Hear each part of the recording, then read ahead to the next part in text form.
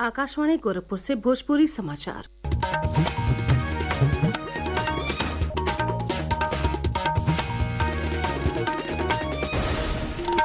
नमस्कार, समाचारों के साथ हैं हम सोनी निगम।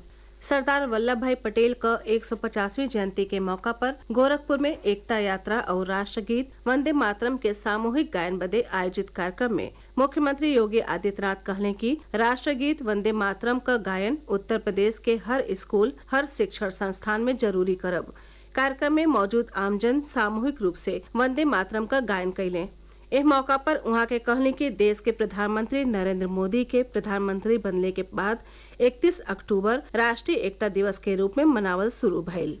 याद करिए, जब गुजरात के मुख्यमंत्री के रूप में आदरणीय प्रधानमंत्री जी कार्य कर रहे थे, तब उन्होंने नर्मदा नदी पर जो सबसे बड़ा डैम बनाया था उसका नाम सरदार सरोवर रखा। सरदार सरोवर डैम के माध्यम से उन्होंने एक ऐसे स्थल को जो वीरान था आज देश और दुनिया का एक बेहतरीन टूरिज्म के डेस्टिनेशन के रूप में स्थापित कर दिया। कारण है लौह पुरुष सरदार वल्लभ भाई पटेल की जो प्रतिमा है, दुनिया की जितनी भी प्रतिमाएं अब तक बनी हैं उन सब में सबसे विशाल और विराट प्रतिमा केवड़िया गुजरात में सरदार सरोवर के तट पर लगी है। ये प्रतिमा यूनिटी ऑफ स्टैच्यू है, भारत की एकता की मूर्ति है, जो लौह पुरुष के रूप में पूरे भारत को मार्गदर्शन दे रहा है। इस मौका पर मुख्यमंत्री योगी आदित्यनाथ की अगुवाई में गोरखपुर के नगर निगम परिसर से एकता जतरा निकालल गयी। ई जतरा गोलघर, धर्मशाला पुल और असुरन चौक होत गीता वाटिका पहुंचल। मुख्यमंत्री योगी आदित्यनाथ आज गोरखनाथ मंदिर परिसर में जनता दर्शन में लोगन से मुलाकात कई के उनका समस्या सुनले। श्री योगी जन समस्या के जुड़ते और प्रभावी समाधान खातिर जुड़ल अधिकारियन के निर्देश दिले। देश अपने राष्ट्रीय गीत वंदे मातरम का 150वीं वर्षगांठ मना रहल हवे। आज हम बता रहल हैं कि वंदे मातरम का भावना भारत की सीमा से परे जाके दुनिया भर के क्रांतिकारियन के स्वतंत्रता संग्राम खातिर कैसे प्रेरित कैलस। एगो रिपोर्ट।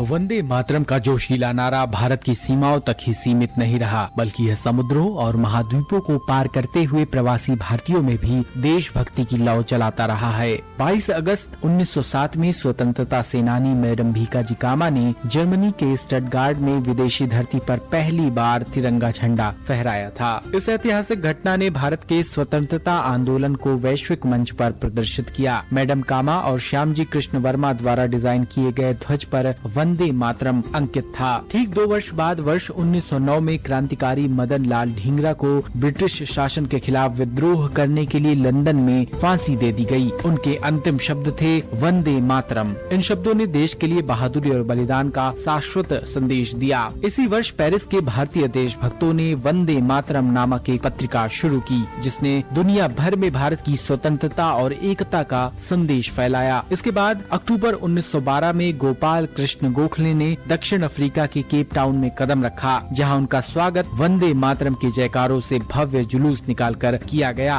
और इसी प्रकार यूरोप से अफ्रीका तक वंदे मातरम भारत के संघर्ष की धड़कन बन गया। आकाशवाणी समाचार के लिए मैं आनंद पाठक।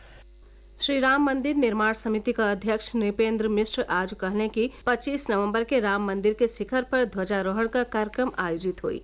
एकरे खातिर रक्षा मंत्रालय के विशेषज्ञन का मदद लिहल जा रहल हो, जौने से कौनहू तकनीकी बाधा से बचल जा सके।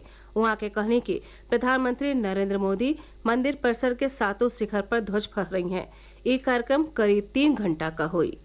नरेंद्र मोदी सरकार की ओर से कई गो क्षेत्रन में जीएसटी दर घटावले के बादे 22 सितंबर के शुरू भयल जीएसटी बचत उत्सव से देश भर के नागरिकन के फायदा हो रहल बा। आज के कड़ी में हम आपके बता रहल हैं कि अगला पीढ़ी के जीएसटी सुधारन से स्टेशनरी क्षेत्र के कैसे बढ़ावा मिले रहल हो। एगो report. Pencil, rubber, sharpener, notebook, graph book अब मानचित्र जैसन स्टेशनरी सामानन पर टैक्स के दर पहले के 12% से घटा के 0 कर दिहल गयी हो। यह तरियन रबर पर जीएसटी के दर पहले के 5% से घटा के कर मुक्त कर दिहल गयी बा। एकरे अलावा जियोमेट्री बॉक्स, कलर बॉक्स अब पाउच जैसन सामानन पर जौन पहले 12% टैक्स लागत रहे अब 5% कर दिहल गयी बा। ये क्षेत्र में कटौती से छात्रन पर वित्तीय बोझ कम हो रहल बा।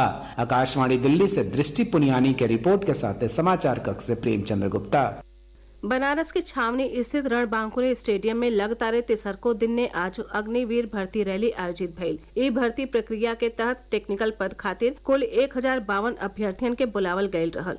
इनमें से 866 अभ्यर्थी दौड़ में हिस्सा लेहले और 349 अभ्यर्थी सफल घोषित कइल गयले।